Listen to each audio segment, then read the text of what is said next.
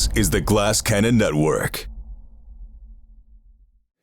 Welcome, scoundrels, to Haunted City. Hello, my name is Jared Logan. I am the Game Master, and I am here with three spectacularly talented players, and we are about to dive into the Evil Hat tabletop role-playing game, Blades in the Dark.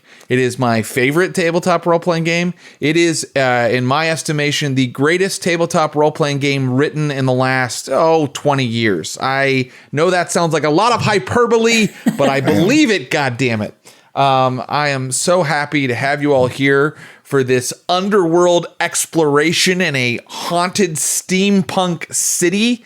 We're just about to get rolling with character creation and crew creation today. But first, I wanted to introduce my amazing cast for this. First, you've seen him on a lot of Glass Cannon shows because if he's available, you got to have him. Please welcome the erudite scholar of the occult, Mr. Ross Bryant. Oh, thank you, Jared. That is how I wish to be introduced at all times, at any occasion. Right, even at your own wedding, right? Yes, I want the druidic priest of the Green Man to introduce me as an esoteric scholar. I know that you did do a traditional Wiccan wedding when you got married. So that's right. There was a garland of mistletoe around me and the missus, and who or what was in that wicker man we burned, I'll never tell. Yes, possibly the ring bearer. Who knows? Who knows? Ross, this is a game about being a scoundrel. This is a game about being a criminal and pulling off criminal jobs. What's like the worst, most criminal thing you've ever done? Thanks. Great question, Jared. Wow. I don't know if I can disclose the worst, but I can disclose the first, which was when I was a young boy. I shoplifted a score bar from a local Virginia Winn-Dixie. And my mother caught me toffee-handed and sent me back to the store to confess to the manager, which I did sobbing. Wow, and, Ross, that sounds like it's right out of a Saturday Evening Post Norman Rockwell painting. Yeah, I had a slingshot in my back pocket at the time. You were holding a frog. Yeah, I was on my way to the old swimming hole. Well, let's find out what these other guys have done wrong in their lives. That's what I'm really interested in today. He is an incredible actor and role player that you've heard in a dozen video games that you enjoy. He's a gaming nut.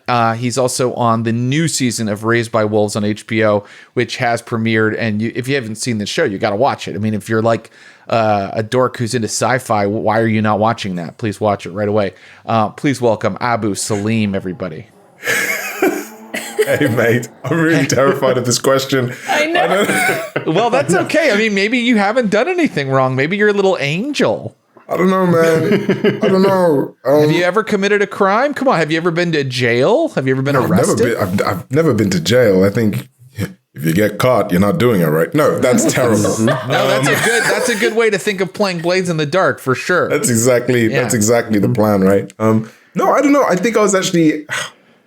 I've like, this is the thing. I actually consider this even really bad, actually. When you cheat on a game, I think I've cheated on multiple games. And yeah, I think that's something that, I used to do a lot as a kid. When you have those, I think it was on the Game Boy, those like things that you'd attach to the cartridge. You'd Game like put Genie. it in. Yeah. And like the amount of like cheat codes and stuff that you get on that, like that was my jam. Abu feels guilty about using Game Genie, everybody. Hey, you know what, man? Like, it's a serious thing, bro. Like, you want to be real for it. You don't want to be cheating on that stuff. Mm-hmm. Yeah, you want to beat Ninja Gaiden for real, even though it's possibly not... Literally, not possible. Not possible, yeah.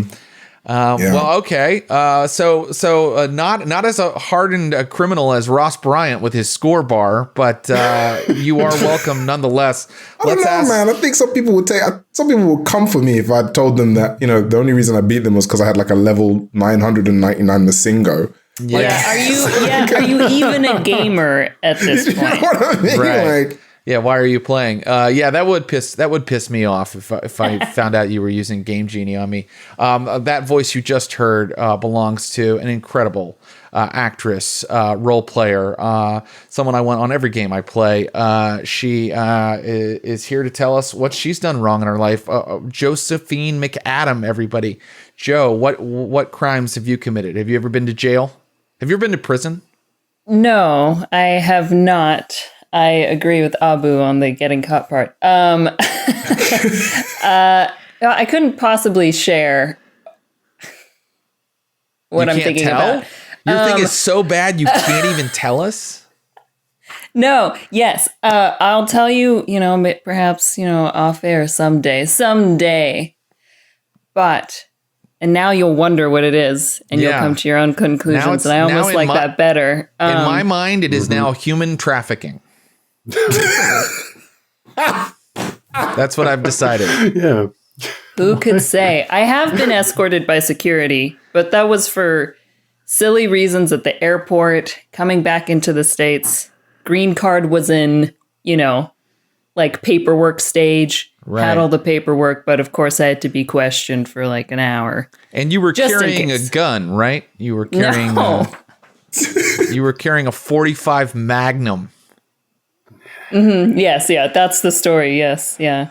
All right. Well, always packing. As our listeners and viewers can see, we have a full house of hardened underworld types playing this game today. And this game is a game about committing crimes, getting away with it, not getting caught. And I mentioned prison because you can even go to prison in this game. And then the game continues while you are in prison. But I should say a little bit about the setting very briefly. I know Ross, Bryant, and Josephine have played a little bit of this with me. I know that Abu is completely new to this, but I had to have Abu because he makes every game more chaotic / interesting. So basically, you are in. Well, you know what I'll do it the best is my intro, my overwritten intro that I always give to Blades in the Dark. And so let's begin the game now. Our character creation with my intro. 1,000 years ago, this was a land of beauty and magic. Then came the cataclysm that blotted out the sun and ripped open the gates to the land of the dead. The city of Doskvol is a metropolis of tenements and factories, protected by lightning towers fueled by marvelous electroplasm. Outside the walls is a wasteland full of vengeful spirits. Inside the walls is a wretched hive of scum and villainy, intrigue and corruption. Life is cheap in a city ruled by death. The sun is gone. The only thing that shines in Duskvol are the blades in the dark. See how I put the title into the end of my intro? That was actually Thank you. really, Slow clap really from good. Ross Bryant. So that sort of introduces the setting. You are in a sort of a haunted Victorian steampunk city. Actually, the game says it so well. This is really important. You're in a haunted Victorian era city trapped inside a wall of lightning powered by demon blood. Wow, that's a line. That's a tag. That's like a proper log line. That's great. That's a bar. That is a bar. Green light. I'm seeing that movie. So I guess I'd ask any questions. Just kidding. Well, you'll get it as we go along. Okay. So let us begin with character creation. So each of you is going to create a scoundrel. And in order to create a scoundrel, and you can look over at Roll20 where I'm about. Let's start with Josephine. Josephine, we're going to create your character first. Okay. So, in order to create a scoundrel, you have to choose a playbook in Blades in the Dark. And the playbooks are kind of like your character's specialty. Now, I want everybody to keep in mind, they're not quite like classes in some of the other role-playing games you play. Like, just because you pick a fighty type of playbook doesn't mean your character can't fight. Your character can be a scientist that fights. Your character can be a fighter that knows some brainy stuff. There's a little bit more versatility than there are in some traditional gaming roles in other games. So if you look over at Roll20, yeah, you can see I have these little tokens laid out that show you the various playbooks. There's a cutter who is a master of hand-to-hand combat and intimidation.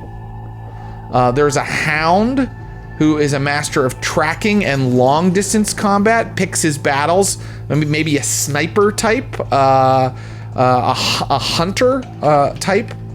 There's the leech, who is an alchemist, sometimes a mad bomber, someone who is a tech expert who works with the weird steampunky Victorian age tech that you see in this setting. There is the lurk. The lurk is someone who likes to sneak around, hides in the shadows. You never see them until the knife goes in your back. That's a lurk. The slide is a subtle manipulator and spy. So if you like to play someone who deceives and controls people with honeyed words, then you would play the slide. The spider is a mastermind, basically the evil genius who has plots within plots and always has thought of everything in advance and prepared her crew or his crew for every eventuality. That is the spider. And finally, the final playbook you can choose is the Whisper, because this entire world is haunted. Like I said, 1,000 years ago, the gates to the land of the dead were ripped open, and now ghosts are a fact of life in the city of Duskvol and in the Shattered Isles. So the Whisper is someone who can talk to ghosts, who can use arcane forces with skill and control the dark and mysterious forces of the undead. And so, Joe, we talked a little bit before we started playing today. What character type do you think you're going to go with? I am going to go with Leech. Leech, very good. Let's bring up Josephine's character. From what I understand as well, in this game, you can also change playbooks in the future, right? Like you can always, as your character changes, perhaps change your specialties. It's actually tough to change the playbook of your specific character, but I should mention that we're going to create a gang today, and all kinds of different characters are going to move in and out of this gang. So, you could play a different character who fills a different role at some point. I mean, come on, I'm the game master. I can make anything possible. So if you really wanted to change your playbook... I read it, Jared. I read it in the book. And it said that you can switch playbooks. Boy, we're not even 10 minutes in and already the players are doing this to me. Actually, Jared, on page 93, if you'll take a look. I don't know what page it's on, but I don't know, perhaps. No problem. It's okay. Absolutely you can. Absolutely you can change your playbook later. Let's take a look at the Leech. Okay, so the Leech... if you look at the character sheet here, and you look over to the right where there are the various action ratings. They don't call them skills in this game, they call them actions. Yes. And one thing to mention now is that you can use any action for any task as long as it barely makes sense. So for example, there is some overlap, right?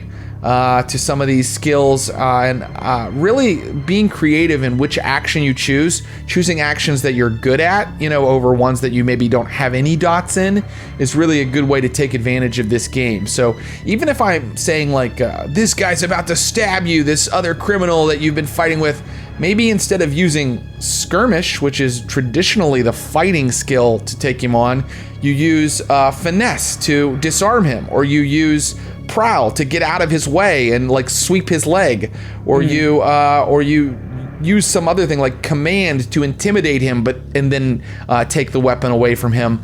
You can use any action for any task in the game. Very important to remember. But you'll see that the Leech starts with a couple of dots in Tinker, which is basically messing with mechanical stuff, messing with alchemy, and Tinker even has to do with anatomy and physiology and healing people. So it's any kind of technical type endeavor is covered by Tinker. And the Leech also gains 1 dot starting out in Wreck, which is just destroying shit. So the Leech is just starts out a little better than other folks at destroying shit. But before we add more dots to that, I just wanted people to know what the Leech's specialty is at the outset. Before we add more dots to that, we need to choose a heritage. Ah, yes. So you see down here under the name, look, and all that, there are these heritages. Akaros, the Dagger Isles, Eruvia, Severos, Scovlin, and Tykeros. And these are the various nations of the Shattered Isles that your character can hail from. So I wonder if I should give a primer on all of them, or do you have one picked out and we can just talk about that one? I do have one picked out. Akoros.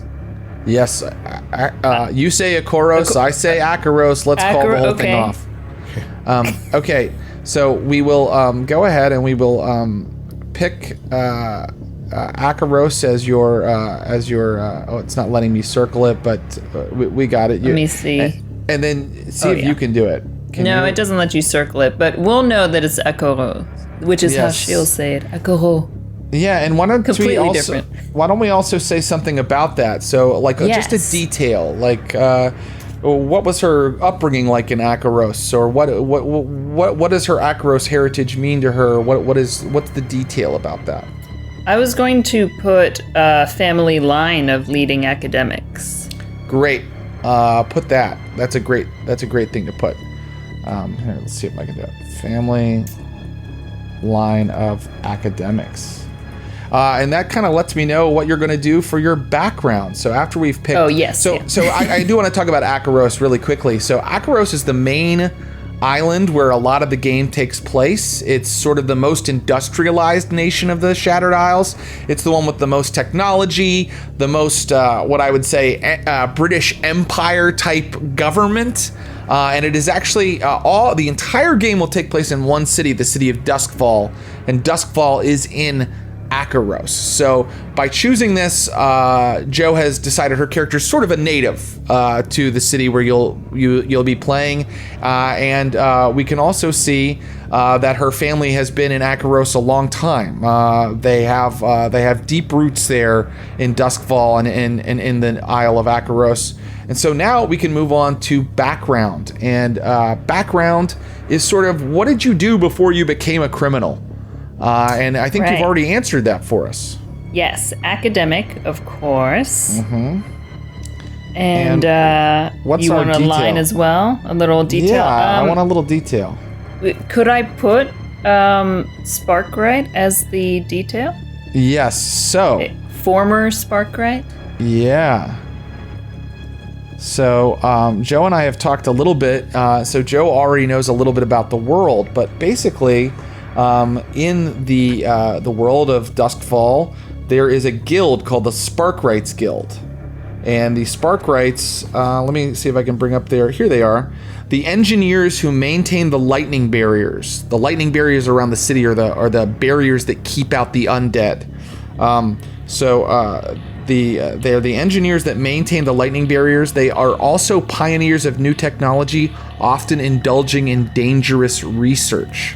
So, Spark Right with IGHT, everybody, right, like in an old-timey kind of guild sense. We're going to write former Spark Right here. And that gives us already one of the factions in Duskvol that we're going to kind of get embroiled with as we play. I feel like they're going to come back into your life, possibly. Oh, gosh. Don't you think that that's possible? Let them try. Let them try. So I already have a good idea of who this character is. Now you're allowed to assign 4 action dots. Okay. And the first dot has to be somehow connected to the fact that you're from Akaros, a family line of academics. The second dot has to be connected to your background. And then the final 2 dots you can put anywhere you like. And let me know if you need me to explain these actions at all. I will go ahead and say them for the benefit of our podcasting audience. Yeah. The actions are hunt, which is like basically searching for someone or maybe getting your sights targeted on them with a gun. Study, which deals with knowledge, procuring knowledge, looking up things in old books possibly. But you could also study a person to learn their habits. Survey, which is observation, keeping a lookout, noticing details, being alerted to ambushes. Tinker, as I mentioned, something the leech gets automatically, dealing with technology. finesse, which is a fine, dexterous manipulation, perhaps picking a lock, or as I mentioned earlier, disarming someone, being sort of skilled with your hands and or feet. I don't know, maybe you're good with your toes. Prowl, which is moving. It's being good at moving, climbing, sneaking, hanging from a windowsill. That is what prowl is about. Skirmish, getting in a dust up with somebody hand to hand or knife to knife, or God forbid, battle axe to battle axe. That is what skirmishing covers. Wreck, as I mentioned, is destroying stuff. I mean, it could mean destroying stuff with a club, or it could mean destroying stuff with a bomb that you've spent days manufacturing in your lab. But wreck, yes, and the leech gets 1 dot and wreck automatically. And then finally, attune. This is the last group of them. Attune is your ability to attune to the ghost field to control ghosts and supernatural forces. Command is your ability to intimidate or lead people. Consort is your ability to make friends and be charismatic and seduce people, party with people. And sway is your persuasiveness, your ability to get people to turn over to your way of thinking using sway. So those are all of the different actions you can use. And like I said, even in a fight, you might use sway if you could figure out a way to argue your way into letting me let you do it. So where are we going to put our background, our heritage action dot? Yeah. I think study makes sense for the family line. Just upbringing, I think, was always very studious. So I think like a dot there would make the most sense. Very good. Do you want to go ahead and put that dot in? Oh, yes. I would love to. Great. And then what about your background action dot? I was thinking survey, because I assume as a spark, right, there's a lot of paying attention to changing elements and just sort of literally surveying everything and keeping an eye out. So I'm going to put one in survey. Now's a good time to point out the attributes that are part of this whole system. You see above the action listings, there's insight, and then above another group, prowess, and above another group, resolve. You use those, that kind of left column of dots that shows you those to resist damage, to take a hit, to mostly to resist the consequences of an action. Like I might tell you, you get stabbed, bro, and then you can use one of your attributes, which are just that left column on the other side of the line, to resist. So, and then the only reason I'm bringing that up is because if you put nothing, say, into any of your resolve actions, you will have one attribute that is pretty weak, and that is the one you need to roll to resist consequences. So, just letting you know that. All right. So those are your two. We have study and survey for your two heritage and background dots. Now, what about the two that can go anywhere? I'm thinking I'm going to put both of them into sway. And I think she leans on her intelligence to either charm or outwit people, or use that as her argument's sake, or to convince people. She's good at debate. Yes. Yes. And or blackmail. We'll see. Yes. Excellent. Okay. Yeah. Go ahead and throw 2 dots into sway. So again, you see how these aren't quite like classes in other games, because you've made a pretty socially strong tech character. The leech is essentially a little bit like a wizard, or control character with all of their devices and stuff. But you've made yours pretty socially savvy. Yeah, I see her as like a scientist, and perhaps she was, in charge of some people that are more like pyros or something. But she herself thinks that she was above that in some way. She was a team lead, project manager. Very good. Okay, so now we need to choose a special ability. So if you'll follow me on the sheet, we're going to just scroll down to where all the special abilities are listed. Now, oh boy, I mean, this is a whole deep wormhole we can drop into. The game specifically tells you in the book that if you're not sure, just pick the first one. But right now I would just ask you, which of these kind of sounds interesting to you, and we can kind of read the description without reading all of them. Yeah, I'm between 3, and hopefully you will help me decide. So, one is the analyst, just because it feels like it makes sense with her. So this is an incredible ability. So, in this game, there are downtime phases where you're not on a mission and where you are kind of doing your character's personal business when they're not in the middle of a heist or something. And you can do these things called long-term projects, and basically building devices, making someone become your friend or your contact, like finding blackmail evidence. These are all examples of long-term projects. And if you take this analyst ability, it says during downtime you get 2 ticks to distribute among any long-term project clocks that involve investigation or learning a new formula or design plan. So your long-term projects would come to fruition quickly. That would be incredible. What other ones do you like? Yeah. I like that you said making someone your friend as an example. Yeah. The other one that I was between was venomous. I'll let you describe it. Choose a drug or poison to which you have become immune. You can push yourself to secrete it through your skin or saliva or exhale it as a vapor. That's so weird. For me, I was like, oh, surely there were accidents that happened with the Sparkrites. We're doing dangerous experiments all the time, and, perhaps this was a result of that at some point. So that's another one I'm excited about.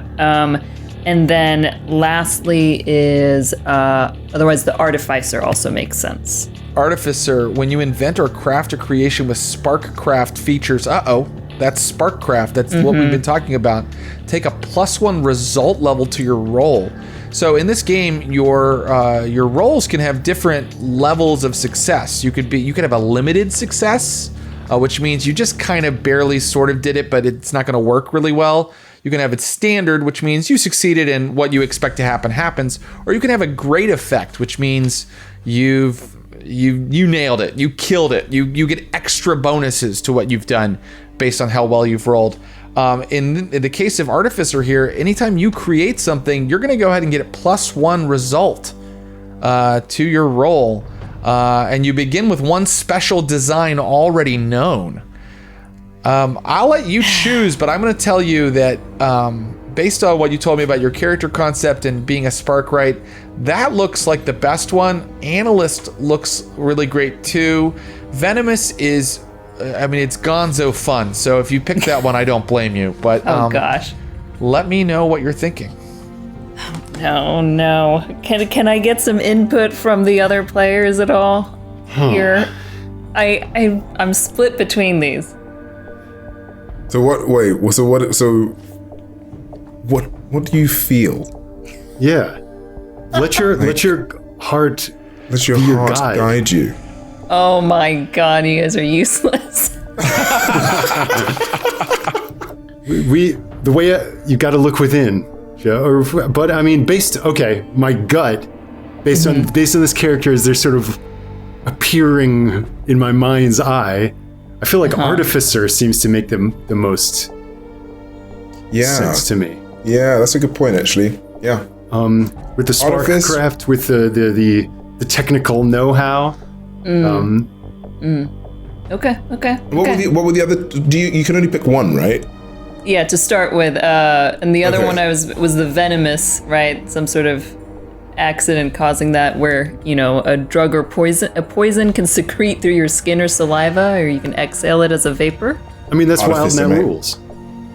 Yeah, you can invent or craft a creation with Sparkcraft features. You could make someone's head blow up if you wanted to.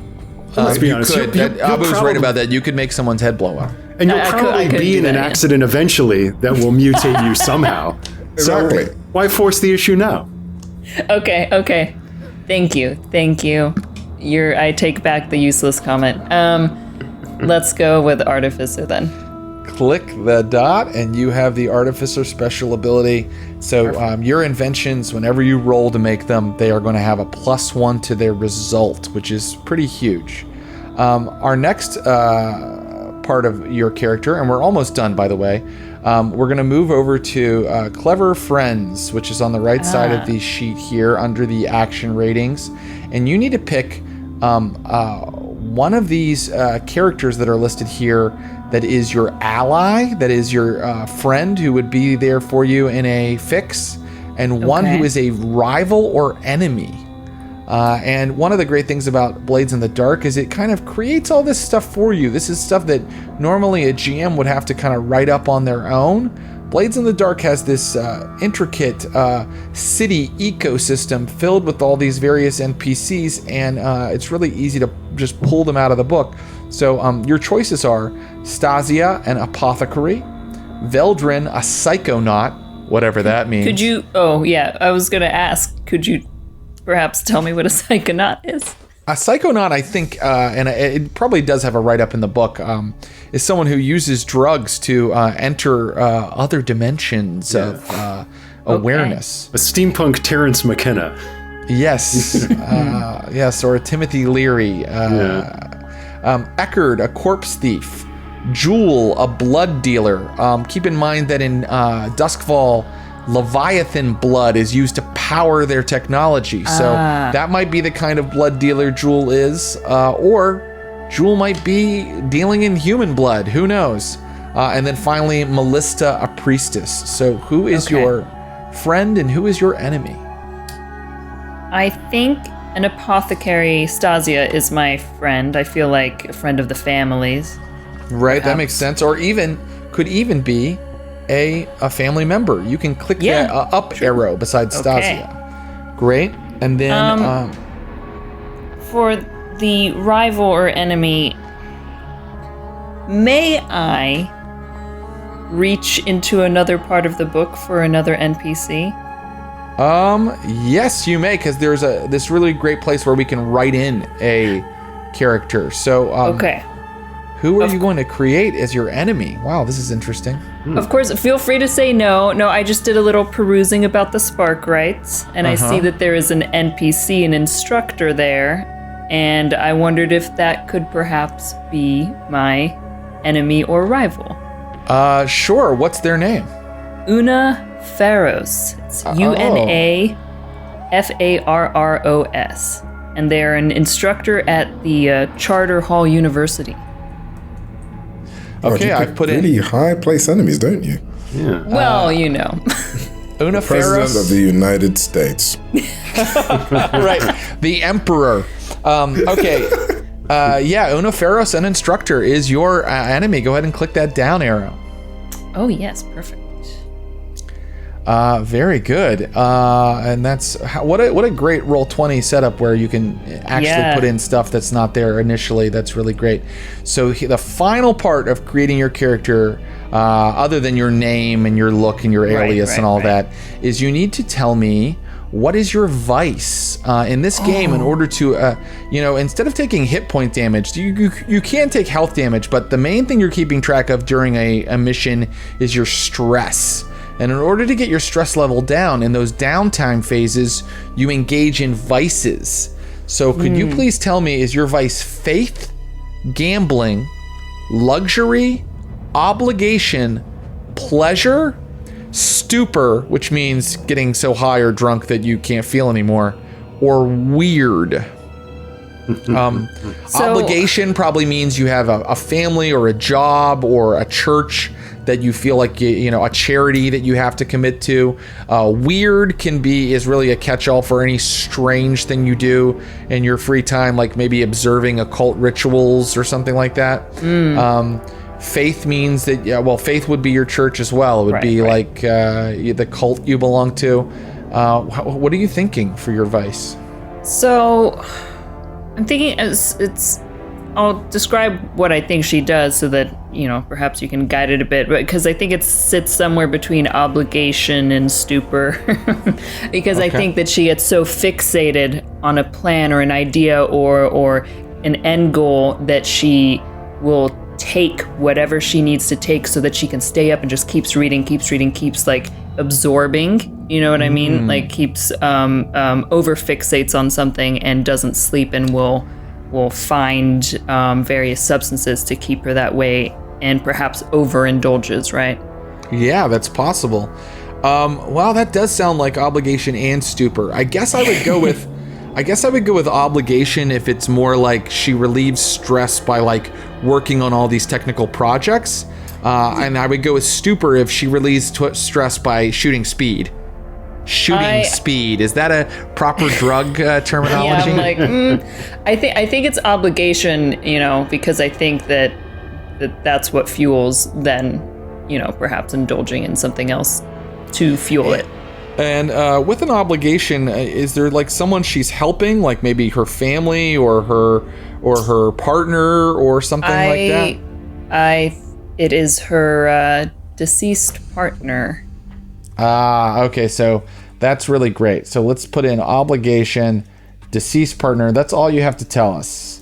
She has something, some kind of business for her deceased partner that she must.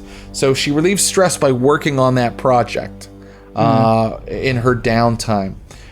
Finally, before we move on, I'm gonna let you think about her her Oh, look. I know it. I got it. Great. Go ahead and tell me, and I'll put it in right now. I guess it's like a descriptor. Oh, okay. She is dressed all in black Victorian attire and always has a veil on, and mourning attire constantly. Mourning attire. That says it all. And do we have a name for her yet? Juliette Bellerose. Juliette Bellerose? Bellerose. It's Bellerose. Great. Juliette Bellerose. Am I saying that correctly? Bellerose. Bellerose. Bellerose. I'm going to continue to butcher it, but it's a beautiful name. I look forward to it. And your character is complete. Does she have an alias? Does she have something else she goes by in the underworld? I think that she has, the Widow. I love it. The Widow. Oh, this is amazing. I can't wait to see this character in action. However, we only have so much show, so it's time to move on. Thank you, Josephine.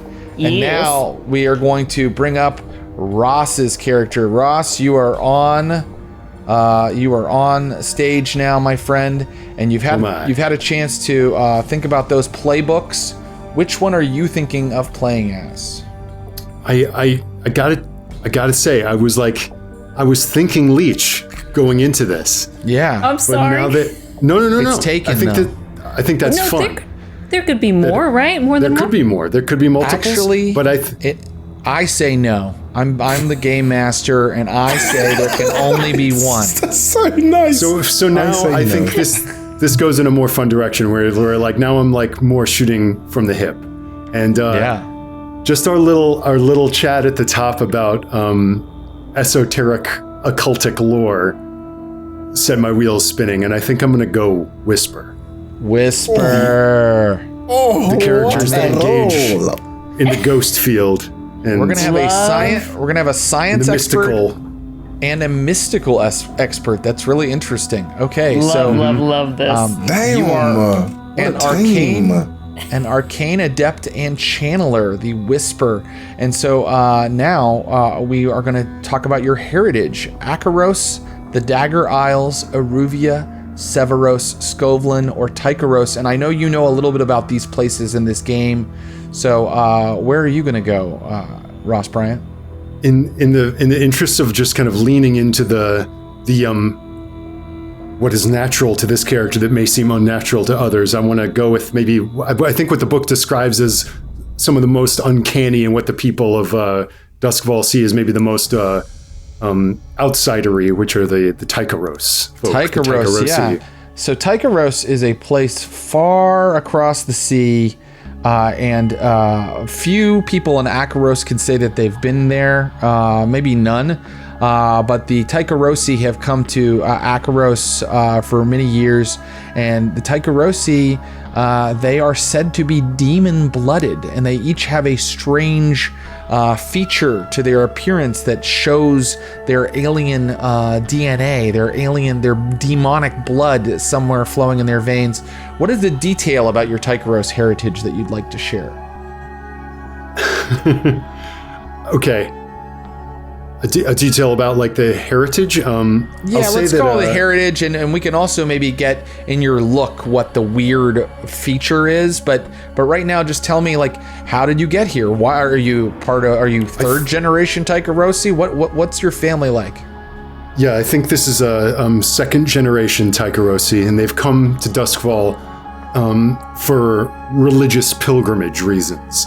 That there are places in Duskvol that maybe not to the inhabitants, but to those in the know, are holy sites of the ancient world that we must perform upkeep on. And as far as the look, okay, here's what I'm thinking.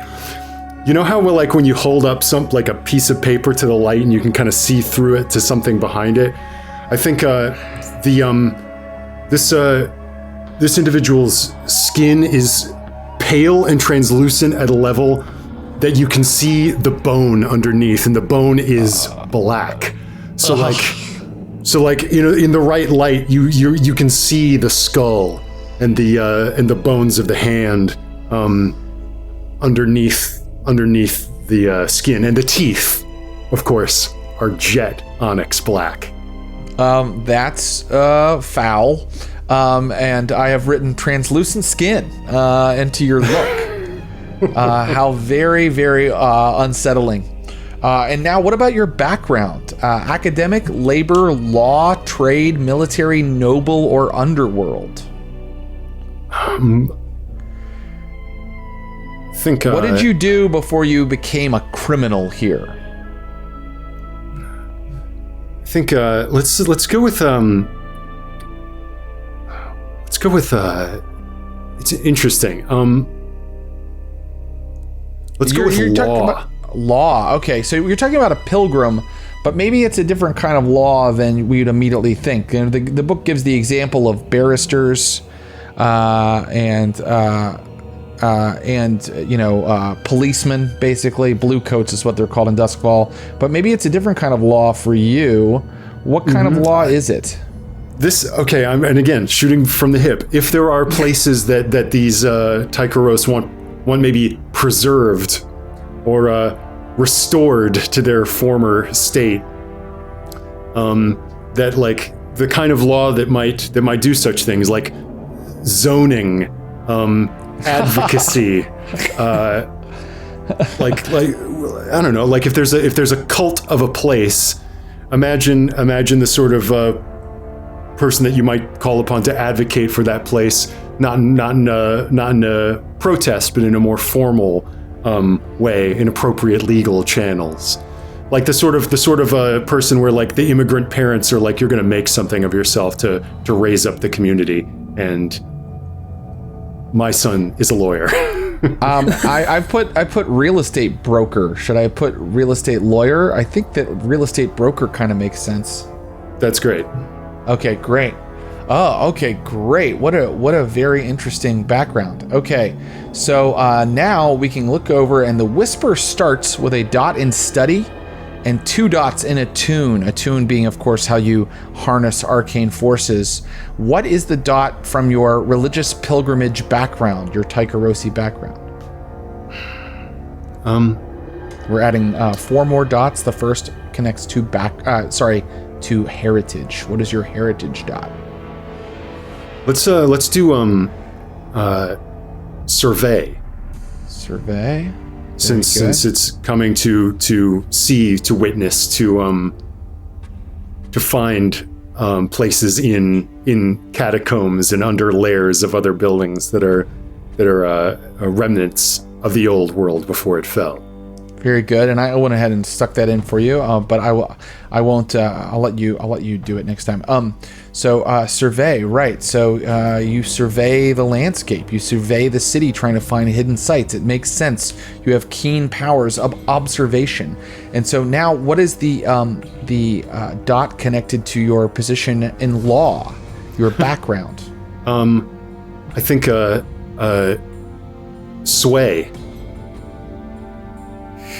Very good. A dot of sway. Oh, sorry. Go ahead. I get trigger happy and I try to put dots in myself, but I forget players like to do that. Oh, no. Okay. Very good. Sway. And that makes sense to me. You have to sway people to allow you to have control of certain sites. You have to sway them into selling, into buying. Very good. And so now you get 2 dots that can go anywhere. Where would you like for them to go? I think just how I am imagining this sort of like the look of this individual, like they seem kind of they're uncanny. So I'm going to put finesse, that there's an uncanny grace to them, and I will also I'll throw one in. I will throw one in command, or actually no, I'll throw one into hunt. Hunt, interesting. I love it. Okay, hunting is, tracking things down. It makes sense for your character, and also fighting at a distance. Hunt, very good. I like where you've gone with this guy. Now it is time for us to pick our special ability. And which of these sounds interesting? What do you think? I'm gonna pull the trigger immediately. Occultist. Occultist. So go down to the bottom of the page here. He's absolutely ready. He's picked occultist. Secret ways to consort with ancient powers, forgotten gods or demons. Once you've consorted with one, you get +1 die to command the cultists who worship it. Oh my god. Wow. So you find these ancient sites that are connected to gods, and then you can make deals with those gods and demons. That's a really bizarro, weirdo special ability. I love it. Okay. It says you can get +1 die to command cultists who worship it, but I might let you have that +1 die to sway cultists who worship it, since you have a dot there. It basically, command is not with a capital C, so it doesn't mean you have to use the command action. You could use a different action.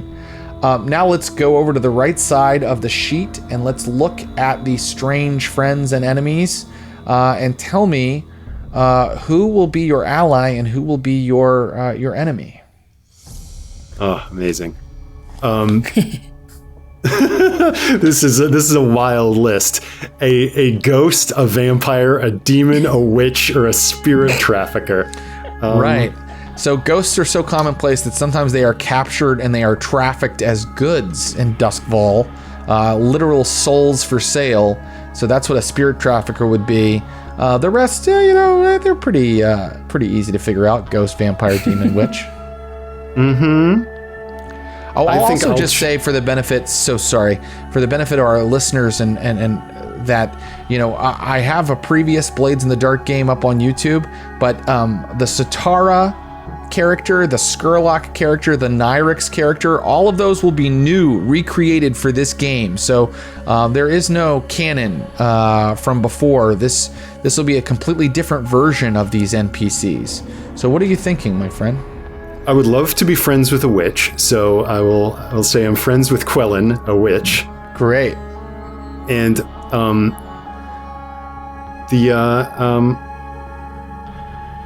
let's go with this. The spirit trafficker sounds unsavory. Flint, the spirit trafficker, is my enemy and nemesis. He stole ghosts from sacred sites. I mean, he stole ancestors. That's right. Trafficked ancestors. Great. Okay, so finally, your vice, my friend. Faith, gambling, luxury, obligation, pleasure, stupor, or weird. Oh, it's got to be weird, baby. Weird. And what will it be? Tell me.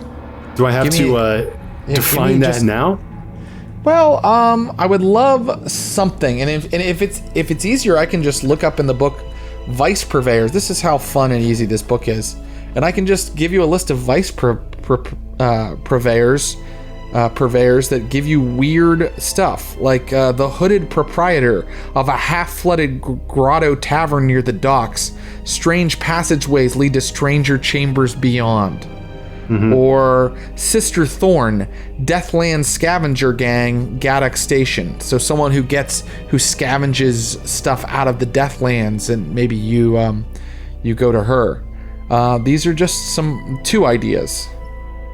Yeah, I think it's religious ecstasy. Well, would that not be faith then? There is a faith. That is one of the vices? Yeah. Okay, great. I guess it's not weird to him. Yeah, Great. faith. Let's change it up. Faith, and so that's a little different. And let me see, are there faith vice purveyors? I think there are.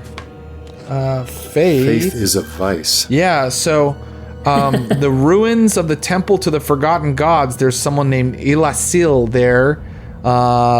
There's also a place called the Church of the Ecstasy of the Flesh, which is run by someone named Nelisan. Or you could, make up your own. I mean, I'll allow it, but watch yourself, McCoy.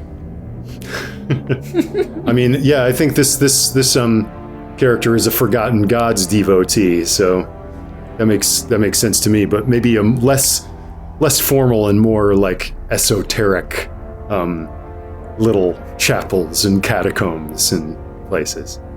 Great. So I'm going to say ruins of the temple to forgotten gods for your vice purveyor.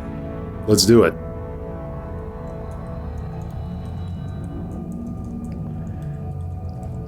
You are very interested in finding these forgotten gods. And so finally, do you have a name and an alias?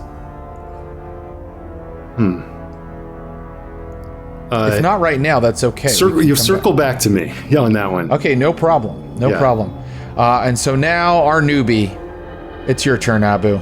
Yeah, I have no idea what has been going on, what's been happening, the conversation, anything. I've been hearing names and I'm like, that sounds dope. Yeah. That's you're okay. gonna love this. You're gonna love this. Oh my god. We'll take our time here. So let's talk about the various playbooks. You could be a cutter, which is someone who skirmishes and fights hand to hand. A hound, someone who hunts and shoots. Leech is already taken. A lurk, someone who sneaks and spies. A slide, someone who manipulates and deceives.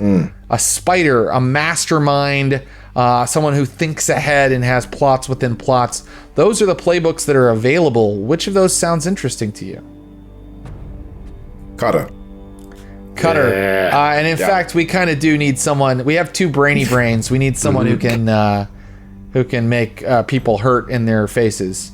All right, here we go. I've brought up a character sheet and I'm writing in cutter. Very good. There we go. And so we have a cutter, a dangerous and intimidating fighter. You can see you start with 2 in skirmish, which is the fighting skill, and 1 in command, which is what you would use to intimidate people. And what do you think about like the kind of country or the heritage, the family line that your character comes from? Okay, I don't know any of these, so what does Cerberus mean? Severos is sort of a barbarian wasteland. It's a country that's run by like horse lords, like Khal Drogo from Game of Thrones, and it is covered in horribly dangerous ghosts. But these horse lords, these sort of horse barbarians in that country, will hide out in these old temples, the ruins of these old buildings that protect them from the ghosts with the arcane markings and geometry. And your character, yeah, it does sound dope. Do you like it? Yeah. Great. And what is your detail about that? Like, are you? I mean, what is this character's connection to Severos? I think he's part of a tribe of people who he's supposed to, I don't know, lead, but has no care for. Anything to do with it, that kind of lifestyle. Doesn't believe in tradition. Yeah. He's like a tribal leader, but he rejected it, you said. Yes. I love it. And that kind of helps with the background, which is the next thing we're going to talk about. Background, and I can see you going a couple ways here, but one that stands out to me is military and another is noble. So if he was more of like a martial leader, maybe military, but if it's more like he inherited this leadership from like the chieftain, then maybe it's noble. And how do those affect? I mean, like, I think it's more, I think these guys, they're not noble, man. I go military. Military, absolutely. And what's a detail about that? Like maybe about like how he fights or what his job was when he lived in Severos among like the the battle group. Almost like it's like the closer, I think. It's like it's the closer. Oh, the guy that comes by behind and the closer. The guy that finishes them off. Seals the deal. Yeah. Okay. I still have no idea what the hell's gonna happen with this guy, but this is gonna be great. This is a great crew. I'm loving this. When you say the closer, I mean, I just imagine like him like coming by, and there's all these dead bodies on the ground from a battle, and he's just finishing them off, like cutting Pretty their much, throats, stabbing them. it's like the last resort. It's a sense of like, you don't want to pull this guy out when it comes to a fight, because then it just gets almost unholy. All right, I'm changing it to secret. I'm changing it to, just because it's more descriptive than closer, unholy secret weapon. Pretty much. There we go. That's great. Don't make us have to bring him. Great. And so now you can place those action dots that we talked about. One has to be connected to your heritage in Severos. So where would you maybe put a dot that connects to that? And they were kind of like survivors, aren't we, right? Yeah, you are survivors for sure. But it's to do with like demonic ghosts and shiz. Yeah, like every night, basically, in Severos, the dead rise from their graves, ghosts come out to drain your bodies and possess them, and you guys have to kind of either fight them with arcane weapons or hide out in these ruined temples that protect you. I'd then say maybe attune then? That makes sense. Yeah, because I feel like it would, it's just naturally attuned to... Go ahead and click a dot what's for going attune. on there. Yeah, perfect. And then what about your military background? Where would you put a dot from your military background? Oh, definitely in... I'm going to put it in finesse. Finesse. Okay, great. You're someone who uses skill and precision in the way that you fight. You're not necessarily savage that just wrecks things. Okay, and then you get 2 more dots that you can put anywhere you like. I'm gonna put them both in skirmish. Can I do that? You can only put 1. So at the beginning of character creation, you can only go up to 3. Okay. Yeah. Okay. I'll do great. 1 in skirmish. Uh-huh. And then another in finesse. Okay, great. Great. Wow. So just so you're aware, sometimes when insight becomes important, you see that top category of I'm insight. going to be absolutely whatless. Yeah, but your friends have so much survey and insight. You'll be okay. I bet. Perfect. Or maybe as a game Yes. master, I just get greedy when I see a character leaving me a vulnerability to exploit. Let's look at the bottom of the sheet, bottom left, your special abilities. Do any of those words stand out to you? Not to be trifled with is fantastic because it's a sentence. So I'm gonna go with that. Yeah, it says you can push yourself to do one of the following: perform a feat of physical force that verges on the superhuman, engage a small gang on equal footing in close combat. That sounds like an unholy secret weapon to me. 100%. Go ahead and click not to be trifled with. Wow. And basically pushing yourself as a mechanic in the game where you take like a couple stress, but then you get a benefit. So usually you get a dice benefit, but this allows you to get the benefit of doing something superhuman, something that's impossible for other people. Now we can go over to the bottom right of the sheet to your dangerous friends and enemies, and you can tell me which of these characters, these NPCs, is an ally and which is an enemy. I would say I like the name Sawtooth. It's going to be my friend. Very smart. Go ahead and click the up arrow. Very smart to pick a physicker as a friend, because physicers are the people that heal you. Oh, fantastic. And healing in this game requires finding a doctor. Well, guess what, everybody? Thankfully, Abu chose to have a friend who's a doctor, so that's a good idea. You know, me and doctors go way back. Let's also go for my enemy to be... Is that Marlene? What's a pugilist? Pugilist. That's like a prize fighter. Wow, I thought that, I completely thought it was like the opposite of a publicist and just someone who just says terrible shit about you. If you want, we can create a new character that is a publicist to be your enemy. Yeah. No, I think Marlene, you've made a very powerful enemy. Jeez. Biggest PR firm in Doskvol. Oh. Yeah, let's go for Marlene. Click the down arrow. So you have a prize fighter that doesn't like you. Maybe you beat her in a match. Oh, great. Maybe Marlene is a boy's name. Who knows? It's a fantasy world. Okay. So now we are going to go back up and we're just going to do the finishing touches here. What does your character look like? Do you have a couple of details about the look? I think he's got, he's covered in sort of scarring and tattoos across like his face because for his tribe. It's almost like I don't want to say like the Mike Tyson look, but like there is a sense of like there is this sort of unholy scarring coming around his eyes.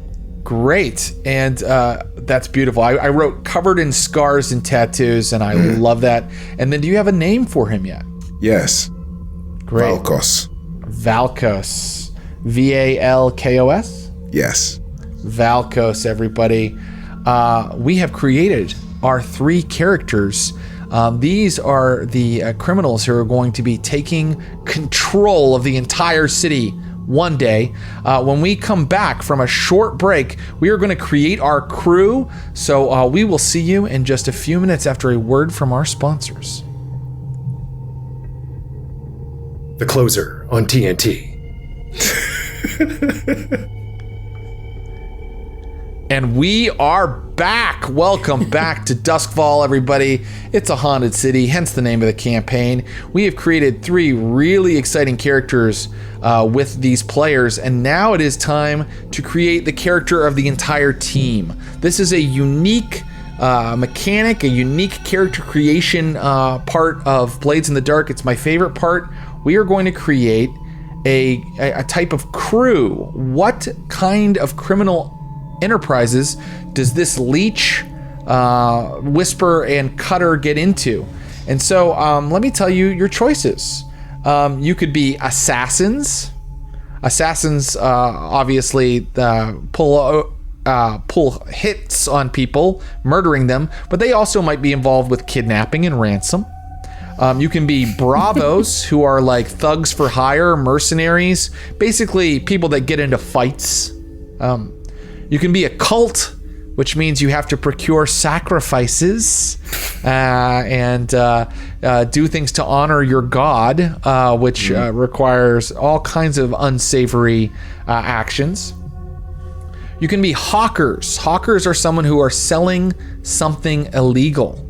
And so hawkers are basically, you might say drug dealers, but maybe they are blood dealers, like we said, with the demon blood that creates electroplasm. So it could be that they are hawkers of that.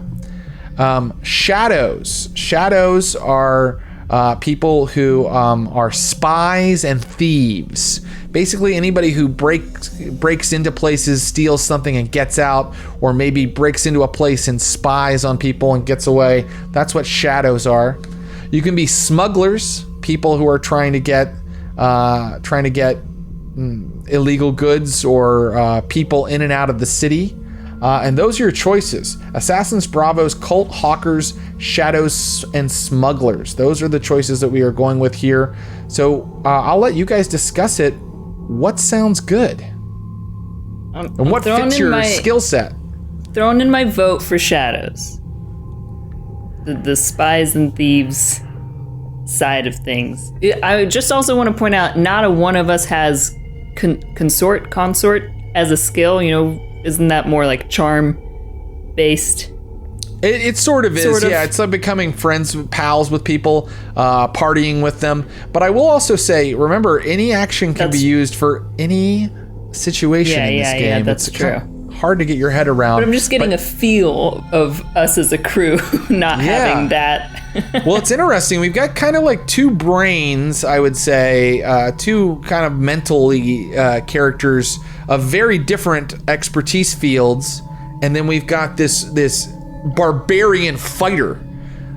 So it's hard to pinpoint what their exact criminal enterprise would be. It can be anything. I say a cult jumps out to me just because of Ross's character. Does he have a name yet, Ross? I think, yeah. His actual name is Selyak Khan. Oh my gosh. How do you spell? Seljakon. Selyak Khan. Selyak Khan. Wait, there's a vegetable called Khan? Celiac. No, not celiac. Oh, okay. Like Seljak. But great. you can, but yeah, I mean, some people may be intolerant to him as much as people with celiac are intolerant to gluten. Very good. And I think his alias would be Crystal. Oh, Crystal. Ooh. I love it. So, I mean, cult jumps out to me, but your other characters didn't seem quite as, religious, obviously. But maybe they just work for Celiac's sort of, religious organization. But you definitely don't have to go with cult. That's the only one that jumps out to me because of one of your characters. Why are you a fan of shadows, Joe? I'm a fan of shadows because spies and thieves, it feels like we can get information, we can, infiltrate, take down other groups, organizations, what have you, by spying and thieving. I don't know, it just feels right. And then we can choose like a sort of moral direction by who we are affecting with that as well, I also have an image of like if we're stealing things that are associated with the artifacts of the ancient religions, then there is still a culty connection. There are many things in Doskvol that should be repatriated to their culture of origin per se, or at least into the hands of someone who knows how to use them. I love it. What do you think, Abu? Are any of those jumping out to you? I'm digging the shadows. I was convinced with the shadows talk right now. So I think there's something about that that's really nice. Then I am going to bring up a shadows sheet for us. And you can see that this is the sheet for your team, for your crew. Cool. And you can see in the center there's all sorts of different claims that during the course of the game you can take control of.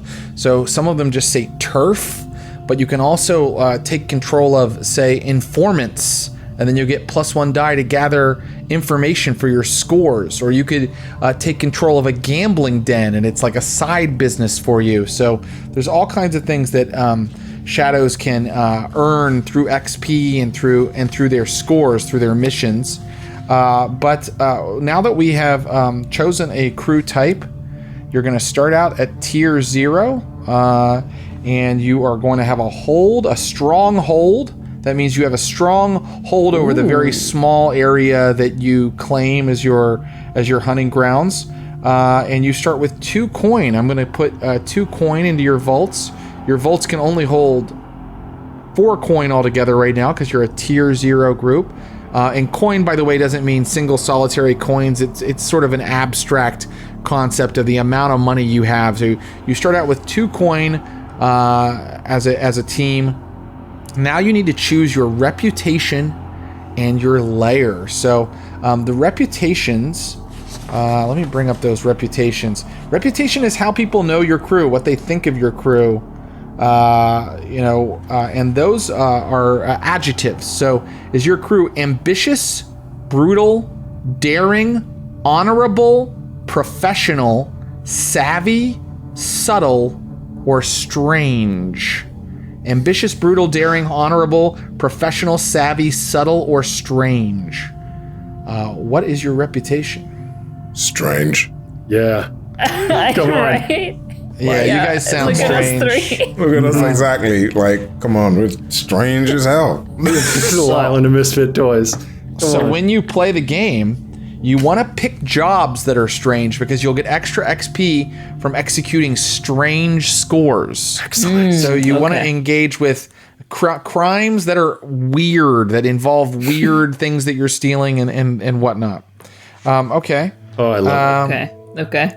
Now that we've picked your reputation, we need to decide where your layer is, and for that, I'm going to move us over to another part of our Roll20 here, and I'm going to open up.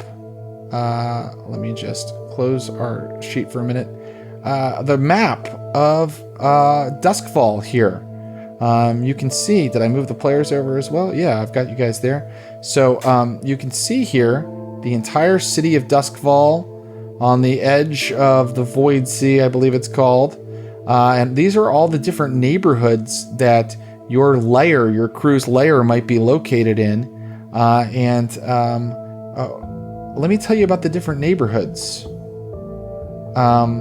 Actually, instead of going into every single neighborhood where I'd be talking for a very long time, tell me where you think you guys would be situated. Like, what kind of a place, a kind of a neighborhood do you think that this crew would hide out in?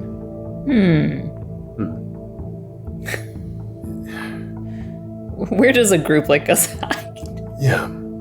6 Towers. Yeah. Is there like an old Six town? Six Towers is Old Town. Wow, you guys telepathically learned that? Six Towers is basically the old city where there used to be the mansions of the very wealthy were there, and now a lot of them are abandoned. It's no longer a fashionable district. It's just when you are you guys thinking Six Towers feels right to you? That feels pretty good. Yeah, Okay. I just don't. Let me see, I just don't want to be in Coleridge because I believe that's where the Sparkrights are. As long as it's not that. Oh, the Sparkrights are all over, but a lot of them are in Dunslow, which is this sort of like this sort of like suburban kind of district where there's a lot of tech. Okay. But Six Towers is great. I'm gonna move your little layer marker here over into Six Towers, and just so we all know the neighborhood that we're living in, I'm gonna read about Six Towers to you just a little bit here. Make sure I had it right. This formerly prestigious district has faded over the centuries into a pale shadow of what it once was. The eponymous Six Towers were originally the grand residences of Doskvol's first noble families. All but 2 have been sold off and converted into cheap apartments or fallen into ruin and abandoned. The district has an empty, haunted feel, with many sprawling old buildings, dark without power, broad stone streets cracked and buckled, and the fires of squatters crackling from overgrown lots. oh, that sounds like where you guys live. Yeah. And when I bring up the shadows sheet again, it will let you pick the exact type of place that you live in, if I'm not mistaken. Wait, let's see. Where does it have your layer? Well, I know that we have to kind of pick like a detail about the layer, so let me just see if I can find that. On the right. Here we go. Your choices are a half-sunken grotto, an abandoned watchtower, the unassuming back rooms of a merchant shop, a small abandoned house at the end of a dark lane, a rickety tin-roofed shack perched on a rooftop, or a junked rail car. Do any of those sound good to you? They're all, if this was Grand Theft Auto, you're starting in the poorest neighborhood and with the poorest headquarters to start. What were the first two? Sorry? A half-sunken grotto in the city's underground canals, or an abandoned watchtower atop an ancient crumbling wall. Half-sunken grotto. So Sounds really dope. that sounds Right? dope. Like, so if you imagine like the Six Towers, these crumbling manses of the former wealthy, you just kind of pan past these like gargoyles, cracked stained glass windows, like through the streets, through like a layer of bones, down into canals in a little like sunken cave, and that's where you see this trio. All right, a half-sunken grotto in Six Towers. Yeah, that's so weird. It's That is strange. so and that is like so. It's like a cistern underneath one of these buildings. How the hell do we get any business? I can't. Well, You got to know a guy who knows a guy. Yeah. they don't have to come to us. I think it's better if they don't come to us. We go to them. Right. So we now have to establish your hunting grounds. And basically what that means is there's an area of the city where you operate, where you do a lot of your shadowing, your stealing, and your spying. And it is not necessarily Six Towers. It's probably another area of the city. So looking at the entire city, you might choose a neighborhood nearby, which would make it really convenient, or you might choose a neighborhood that's farther away. But where do you think you do your stealing from? That is your hunting ground. Well, you mentioned Dunslow. Could you tell us more about it? Yeah, absolutely. So Dunslow is where Ironhook Prison is located. It's also where there are there's basically like a giant labor project where prisoners are put to work like excavating something. And I can even read to you a little bit about good old Dunslow. If you give me a moment. Here we go. Dunslow was a ghetto for the destitute poor of the city, as well as the site of Ironhook Prison and its labor camp. Originally, the ghetto was a neighborhood for families of prisoners, but over the years, extreme poverty and neglect have worn it down into a sodden ruin. A vicious cycle plays out here. Crime driven by desperation, then arrest, incarceration, and release back to Dunslow, giving Ironhook an endless supply of laborers to exploit. That is Dunslow. And I would assume that I don't know where I had the idea that the Sparkrights have locations throughout the city, but they definitely have something out here where they develop their dangerous tech. I think I'd read something about Coleridge, but I don't remember. It was just a side note. Could you tell me about it? About Coleridge? Absolutely. Yeah, and Coleridge is a little closer to you. Maybe that's where you guys commit the most of your crimes. Coleridge is home to most of the machinists, industrial laborers, and factories of the city.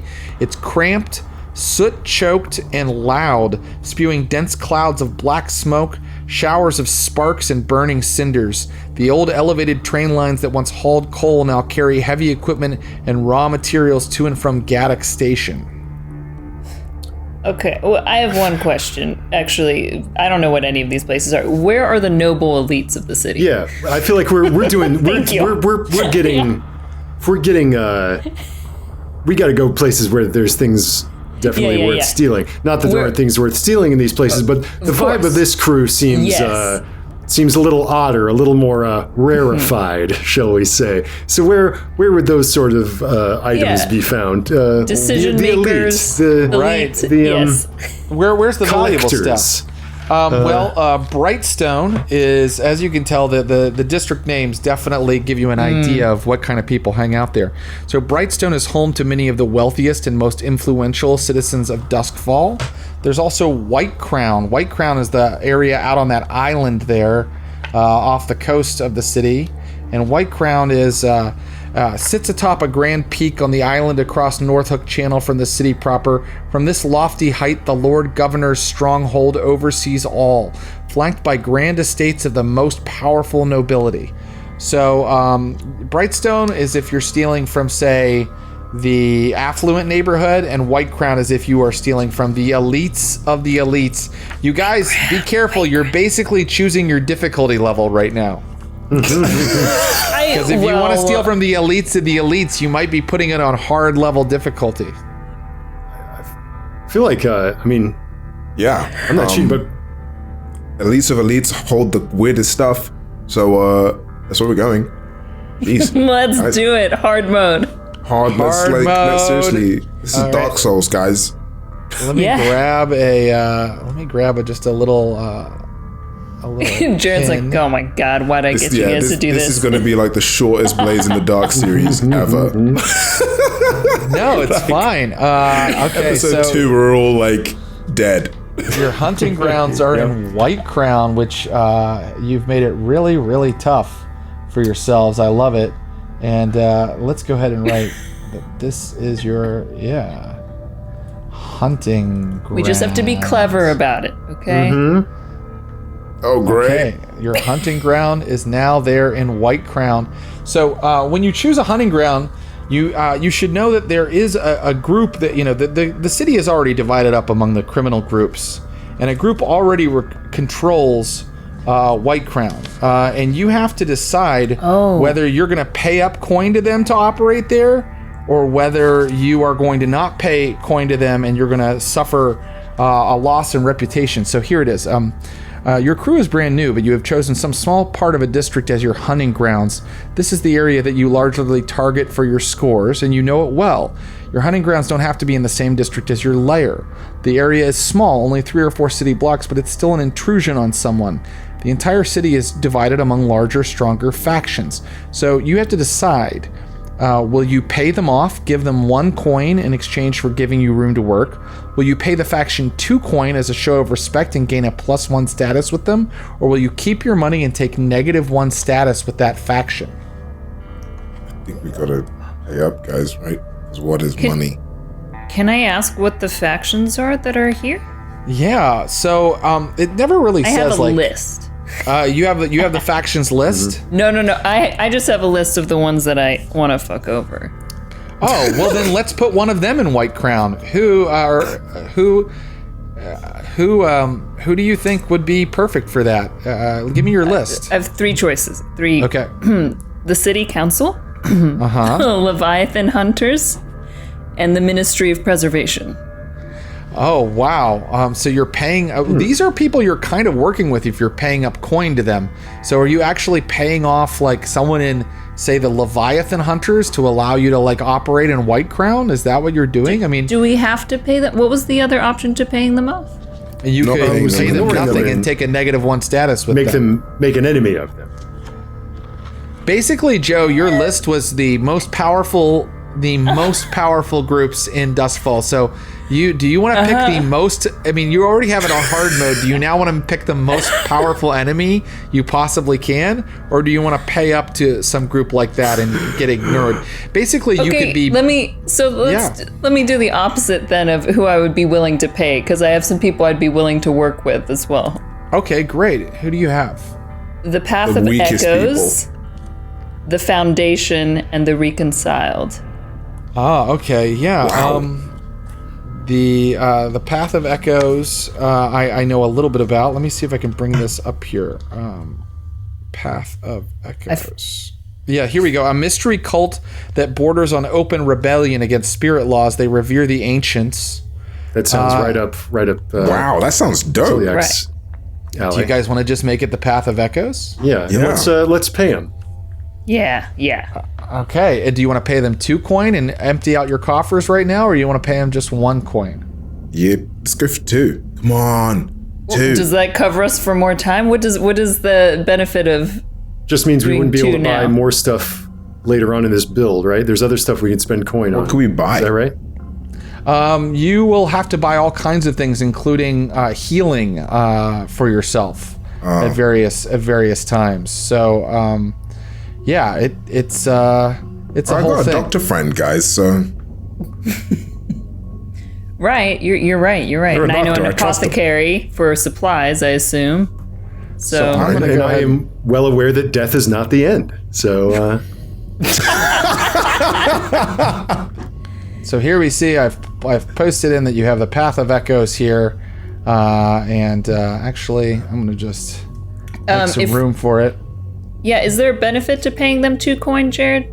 They will give you you'll have a +2 reputation with them, so the Path of Echoes will really like you. Actually, what do you I think? say let's do it. go for Let's it. do it. Yeah, why not? Let's really ally ourselves to this crew.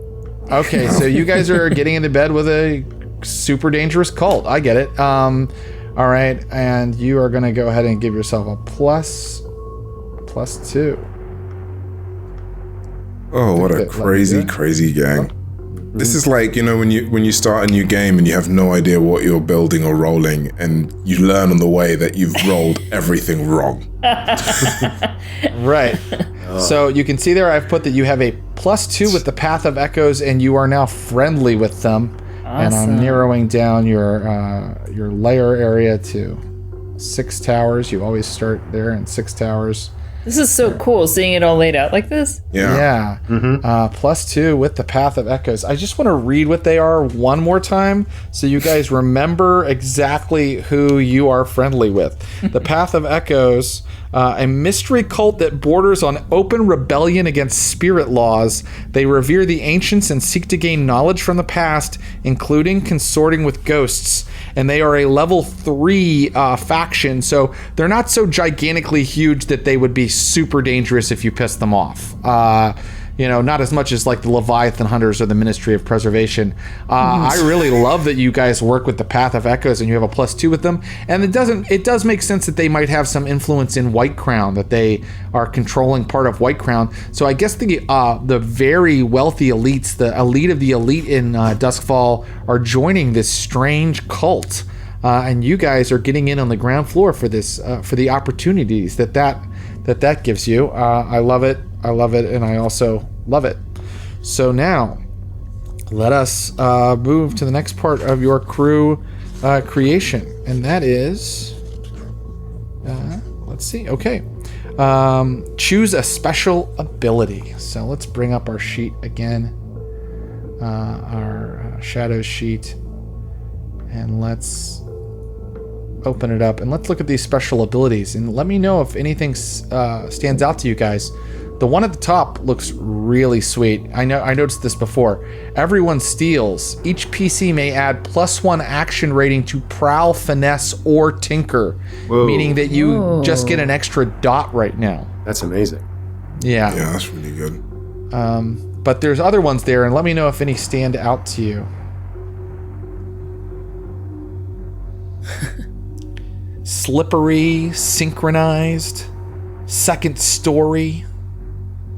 If you're a burglar type crew, you can take a patron. What do you think? It sounds like we narratively, it sounds like we have a patron in these other in these cult members, perhaps. Yeah, that's true. Yeah, But I do like you're the, paying for a patron. I do like that everyone steals. I like everyone steals too. That's like a That's a pretty nifty, especially if we're going to be going against quite hard people, Yeah. let's bump up our stuff. So does each one of us do we all have to take the same thing, or can we all select whether prowl, finesse, or tinker to bump up? I think that you can. I think that you can each pick it individually. Okay. So why don't we do that right now? I will go ahead and start. Like permanently. Yeah, and the reason I think it's permanent because it says up to a max rating of 3, so it doesn't feel like you do it just when you roll. It feels like you change your sheet. So I will ask. First, I will ask. That was prowl, finesse, or tinker, right? Mm-hmm. Yeah. So I will first ask Ross. What about Kelyak? Sorry, Selyak. Khan. Selyak. What is he going to take? Selyak. Yeah, let's go with let's go with prowl. Prowl, yeah. Being part of this crew made him a little sneakier, a little stealthier. Mm-hmm. Okay, great. And now let me ask Josephine. What about our friend Juliet? Where is she going to put that prowl, finesse, or tinker dot? Finesse or tinker, finesse or tinker. Okay, well, tinker kind of just makes sense.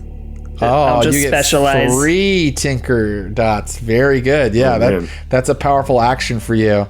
And then finally, I will ask Abu Valkos. Yes, Valkos. Where will he put his prowl, finesse, or tinker dot?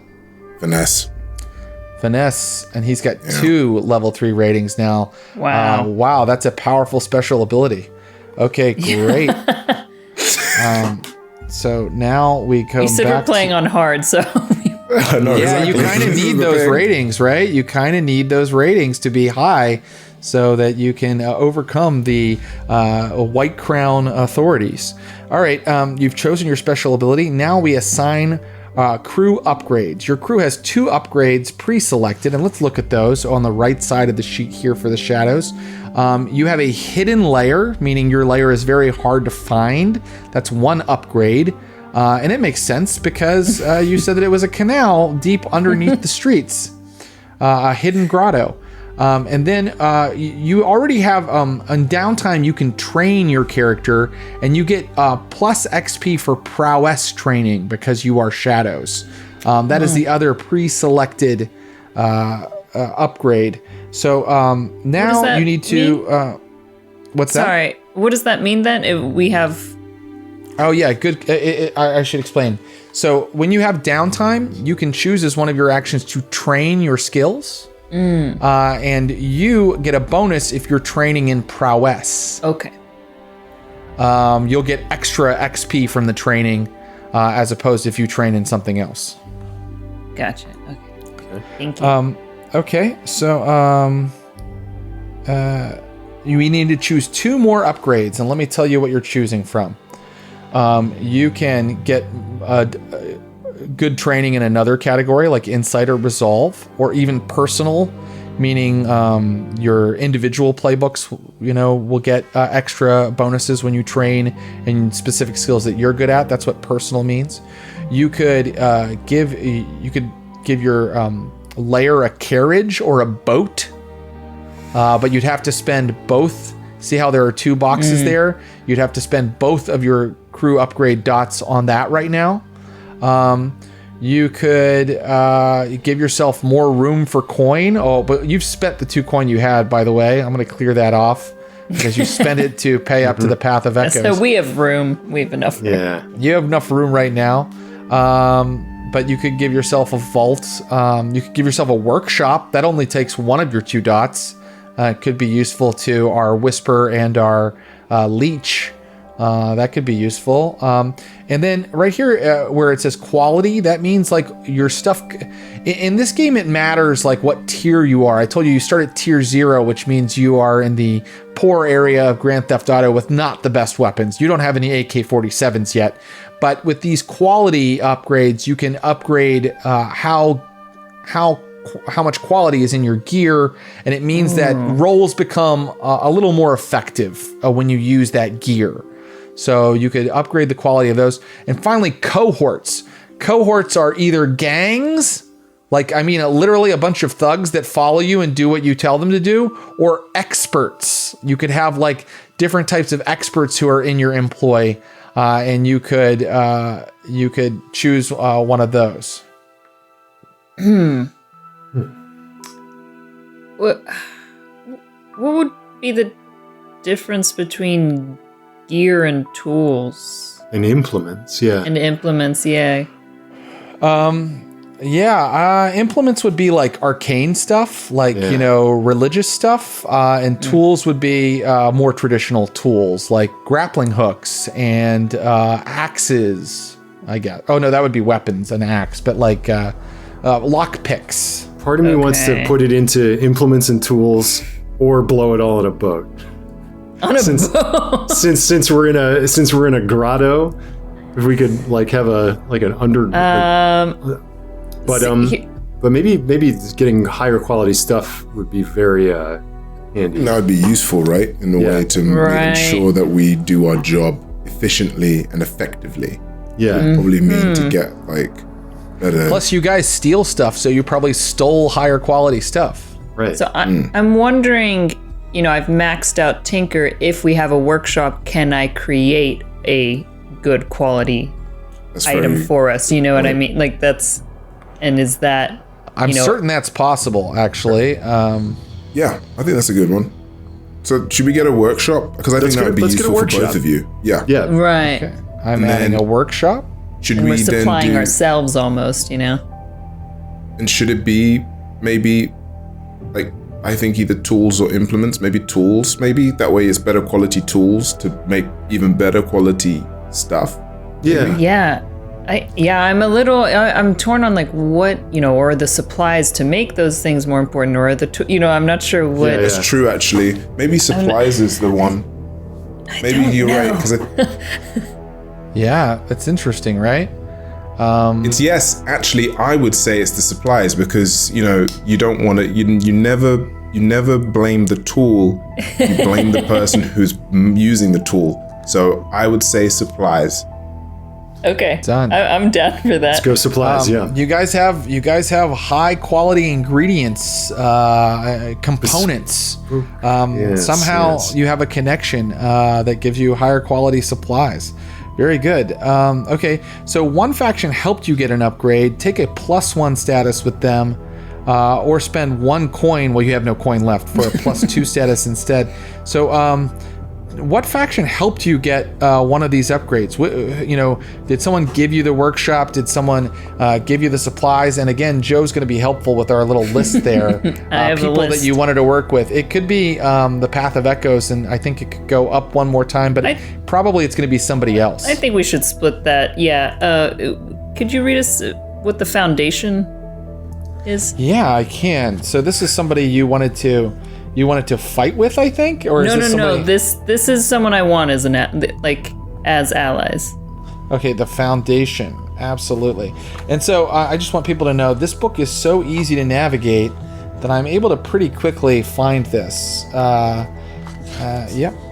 And here it is. The powerful ancient order of architects and builders, many of their enemies have disappeared behind the brick and mortar of Duskvol. This is like my folks.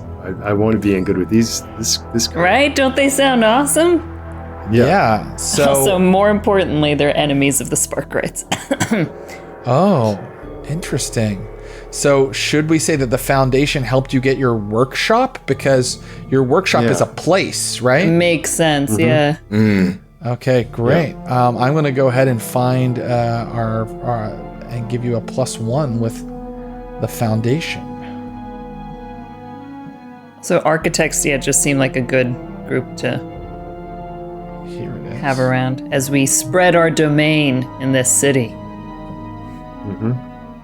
Great. And then the other half of this is that someone is angry that you have these upgrades. I'm not even joking. That's the other part of it. So you have to pick someone that you have. I know, isn't it funny? You have to pick someone that you have negative status with, because they are upset that you have these upgrades.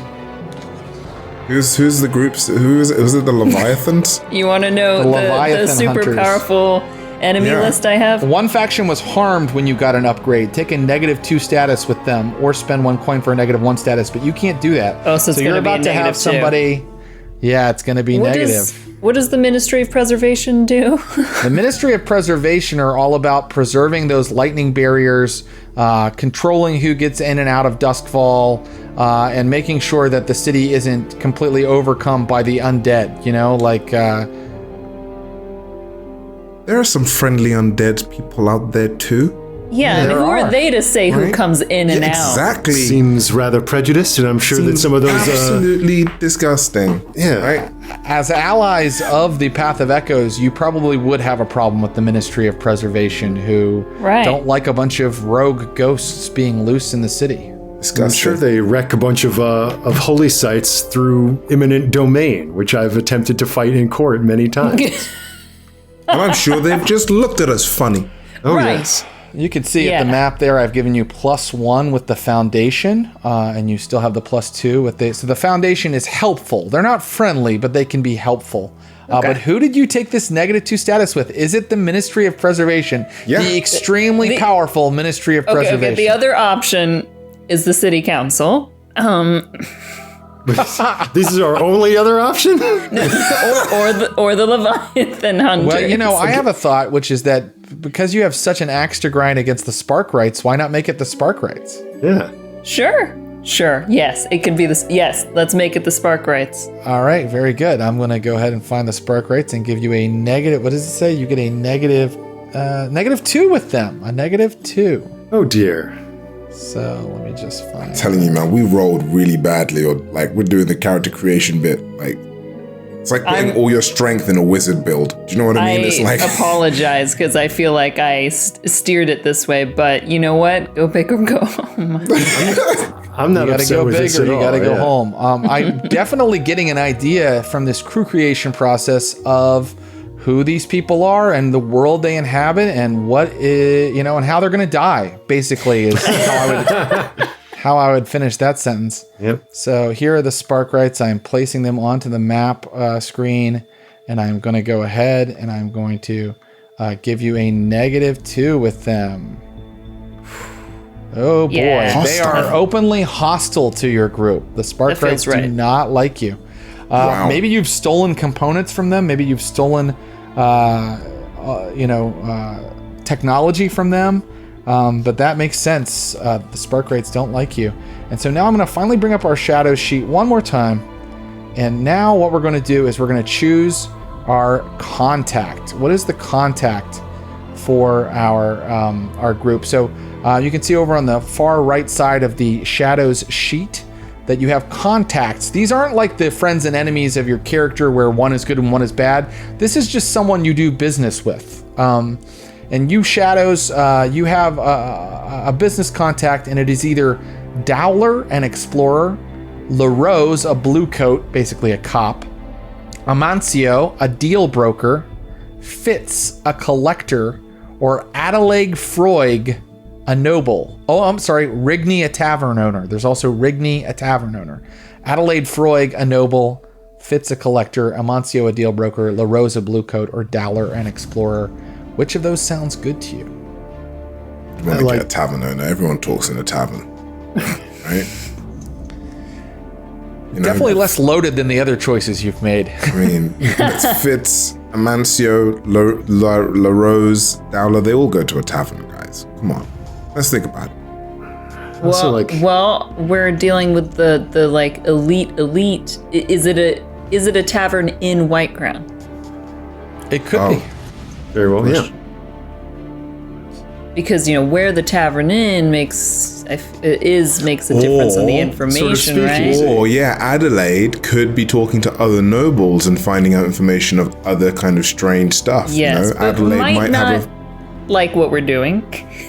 Well, if she's your contact, she works with you. She would, That's what yeah. you'd be deciding. She works with us. She might know someone called Montgomery who might be holding some, I don't know, golden slippers. Yeah, she could know a guy Wow, named Jim. Abu, who, you just could be created our anything. first score.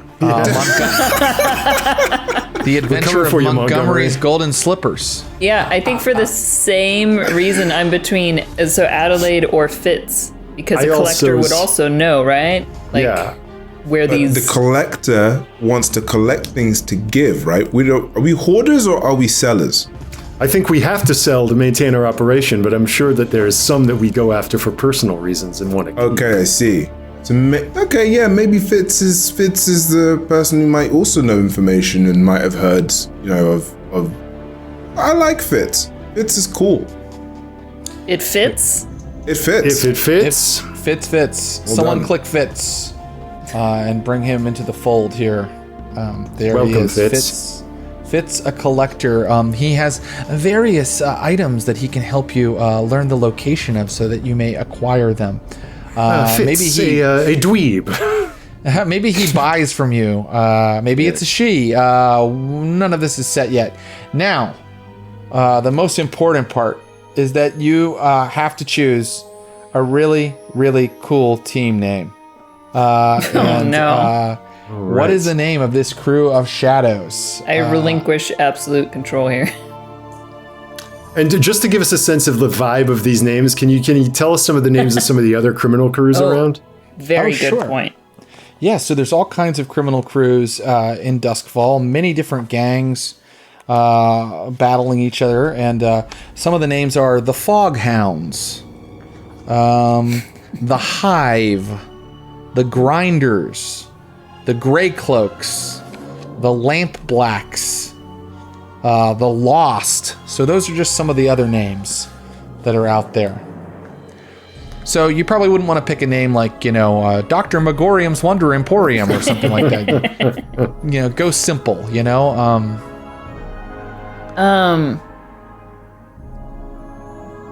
No, I'm not going to say anything. I just said I wasn't going to say something, and I got a couple. I mean, throw them out there, buddy. I feel like we've got a sort of culty,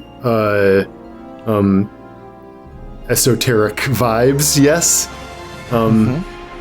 Maybe something in that vein, like the Gnostics, the Grimoire, Ooh, the Grimoire. I like that. Grimoire's nice. Go on. I think that while we work together, I think she herself does not partake in the religion, respects what you do, but is very much a part of it in the hardcore scientist side. But we find ways to work together. I was gonna say, is there not a theme?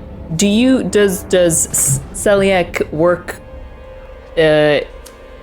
apart from the religious organization they're from? Because we've all right. Abu, what's your character's name? Let me see. Valkos.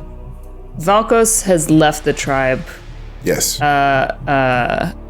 Juliet has also left the organization. Does Celiac go in his own stride? We've all left maybe the somewhere. Particular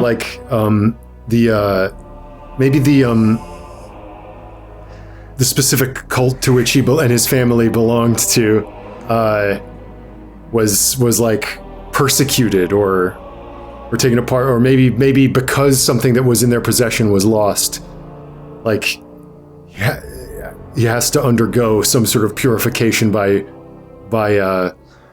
reclaiming it, regaining it. So he, in a way, is also cast out until this burden is lifted from his soul. Right. So maybe something around that, right? Right, because we know Valkos. Yeah, Valkos rejected a leadership position. So, by the way, our tech producers are suggesting, how about the Spark Wrongs? Since you hate the Spark Rights so much. Yeah. There we go. And then also suggesting the separation of church and state after the separation of church and state. Not sure I get that one, fellas, but... No, just the separation. I like that. The separation. Separation, the separators, a separate piece by John Knowles. Yes. Okay, so I said I was relinquishing control, and then I thought, well, what about the relinquished as a name for that various theme as well?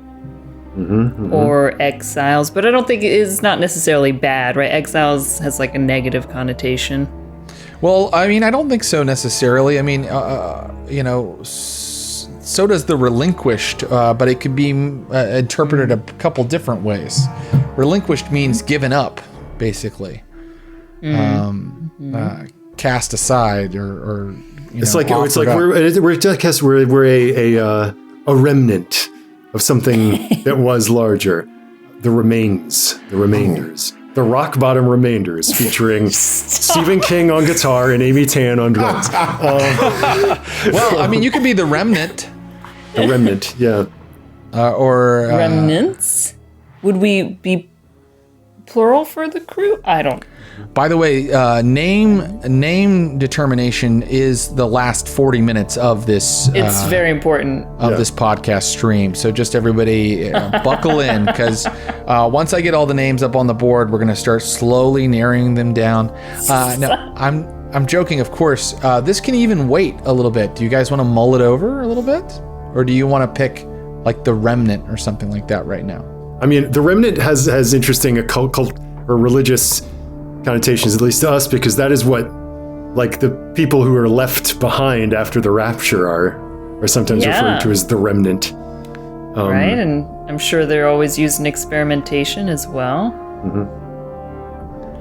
It is a kind of an interesting thing that kind of ties your characters together. Shall we go with the Remnant? The Remnant, it's what remains after you die. The ghost, the Remnant, it's what left behind after an alchemical reaction. It is it's what's there. The Remnant, it is the last standing member of the lost tribe. The closer, when there's nothing else to bring you pain, the Remnant shall come and destroy you. We are the Remnant. I love it. This is why you asked Ross Bryant to be in your games. He ties it all together. Guys, we have a crew of shadows called the Remnant. They have a hidden lair in a half-sunken grotto beneath the old neighborhood of Six Towers. In their workshop, they craft quality items using above-average supplies, which they use to commit heists. They commit thievery and sabotage against the citizens of White Crown.